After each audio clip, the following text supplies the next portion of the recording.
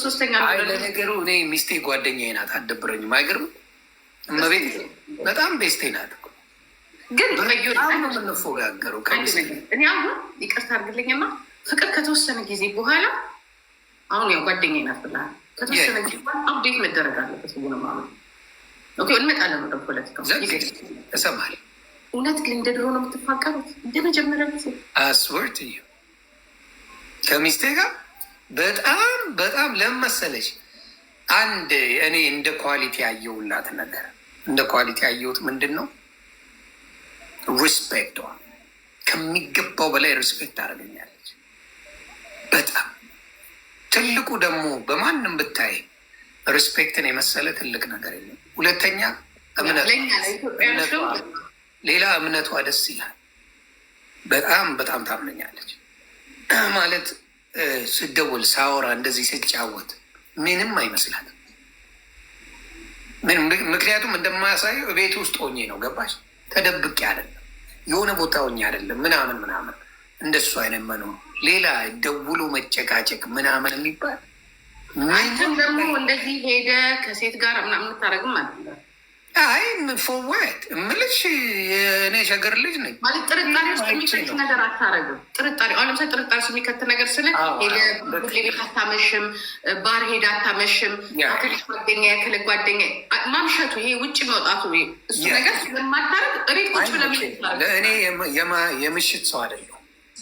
ከበፊትም ሆም ባዲ አሁን ወንድ ልጅ የምትወጂው ከሆነ እውነት ለወደፊት ለአንቺ ሆም ባዲ መሆን አለበት።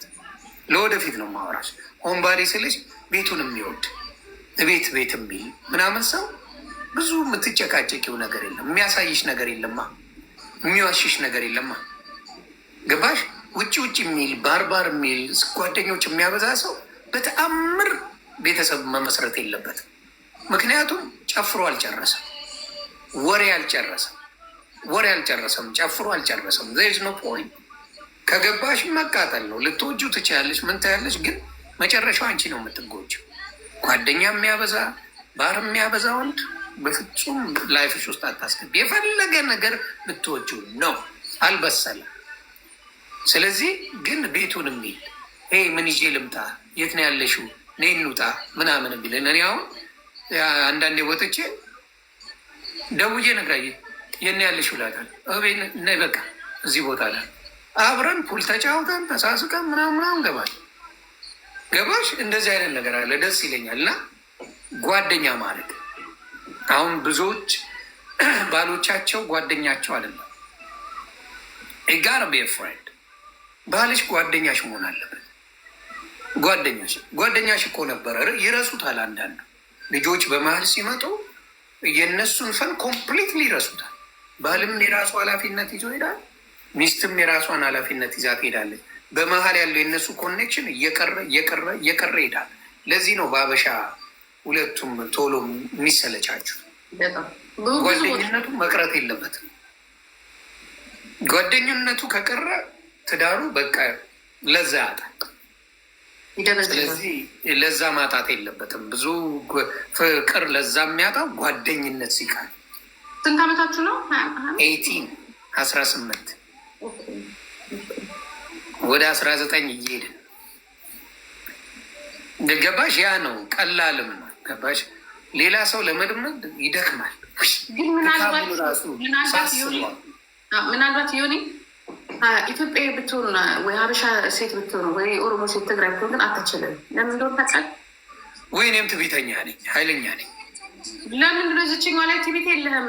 ዝችኛ ላይ ለምን ትዕቢት ይኖራል? ትዕቢት የሌለውማ እንዳየሽው ነው ያሳየች ነገር፣ እምነቱ ማክበሩ ምኑ አለ። ገባሽ? እነሱ በባህሪያቸው ምኑ ካለ ለምንድን ነው የምጠብጠው?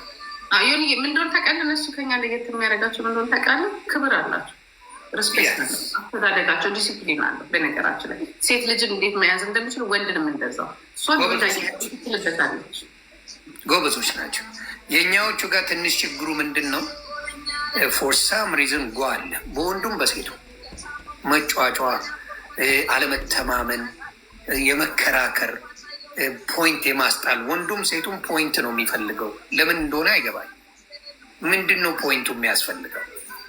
እኔ አሁን አንቺን እኔ ትክክል ነኝ ብዬ አንቺን እንደተሳሳተ ማሳመኑ ጥቅሙ ምን ላይ ነው? እኔ አወነ ቢ ሃፒ ኢንስቴድ ኦፍ አወነ ቢ ራይት። አንዳንድ ሰው ትክክለኛ ሆኖ ደስተኛ ባይሆን ይመርጣል። አይገባኝም እሱ። እኔ በጣም የምወደው ትክክለኛነትን አይደለም፣ ደስታዬን ነው የምመርጠው። ደስታሽን ከመረጥሽ ትክክሎን ሻሎን ሲደዝ ሪሊ ማተር። እንዴ ክርስቶስ እኮ ትክክለኛ ሆኖ ሰቅለውታል፣ ወስደው አልተመቻቸው። ገባሽ? አብዛኛው ዓለም ላይ ያሉ ነቢያቶችን ካየሽ ተቀጥቅጠው ተሰቃይተው ነው ያለቁት።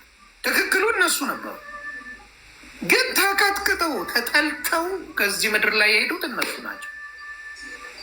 እነ ጳውሎስን ዘግዝቀው ሁላ ነው የሰቀሏቸው። እነ ዮሐንስ አንገቱን ነው የበጠሱት። እነ ሳምሶምን ቀጥቅጠው ነው የገደሏቸው። እነ ዳንኤልን አንበሳ መንጋጋ ውስጥ ነው የከተቷቸው። ኦል ትክክለኛ የሚናገሩ ወይም ደግሞ ሀቀኛ የምታያቸው ሰዎች ትክክለኛ ኢንፎርሜሽን ያላቸው ተበልተው ነው ያለቁት። እቺ ምድር ያደመቀቻቸው ውሸታሞች። የምትጋፈጭው እውነት ሲኖርሽ ብቻ ነው። ያም ደግሞ ትገፊበታለች፣ ትጠይበታለች። they know you right they know you right። የምትሳደጀው እውነት ስላለች። አስመስሎ መኖርን የመሰለ ቀላል ነገር የለም፣ ግን ለአንዳንዶቹ አይሰጥም።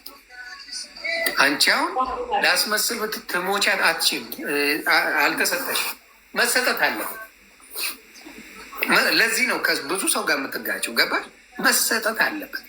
ደግሞ አንዳንዳሉ ቀፍለው ምንም ሳያደርጉ ቀፍል አድርገው የሚኖሩ በደንብ አለ፣ ያለ ምንም ሀሳብ። ከማንም ጋር መጋጨት አይፈልጉም። ስህተት መሆኑን እያወቁ ዝም፣ ምን መሆኑን ዝም፣ የእነሱ ከጥቅማቸው ጋር እያያያዙ የሚሄዱ ብዙ ሰዎች። ስለዚያ ነው። ግን እኔ ምንድን ነው እየበሰልኩ ሲሄድ ነገሮችን ብዙ እየተውኩ መጣሁ። በፊት ጓ ነበርኩ፣ አንቺም እኔም እንደምታውቂው። በተለይ እኔ ይለያል ቤተሰብ ላይ እየተውኩት ፎዋት አልኩኝ። ሳስበው ለማን ብዬ ያ ሁላ መዳረግ ፎሁ ሙድ እያስኩ መኖር እየጫን ሀገር ላይ ነው የምትለን። ሀገር ላይ በሀገር ጉዳይ ላይ ነው፣ በሀገርም ጉዳይ ሆነ በሌላውም ጉዳይ ላይ ምን አገብቶ ለማን ብዬ ነው የምቃጠለው? ለማን ብዬ ነው ቮይስ መሆኑ? ፎዋ ነው። በተወሰነ መልኩ የሴቶች ነገር ያሳዝነኛል። ኢትዮጵያ ላይ ሴት ልጅ ምንም አይነት መብት የላትም። እሱ ያደማኛል። ትልቁ ዓላማዬ እኔ ለህፃናትና ሴት ላይ ትክክለኛ ፍርድ መሰጠት ሲጀመር ኢትዮጵያ ደስታዬን አልችልም። ስለ ፖለቲካው ተገልብጦ ይለቅ አይመለከተኝ። ሴት ልጅና ህፃናት መደፈር በጣም ኢትዮጵያ ላይ መቆም ያለበት። በቃ ይሄ ነገር ቢቀየርልኝ ፖለቲካውን አልኩሽ ማንም ይምረው አይመለከትም።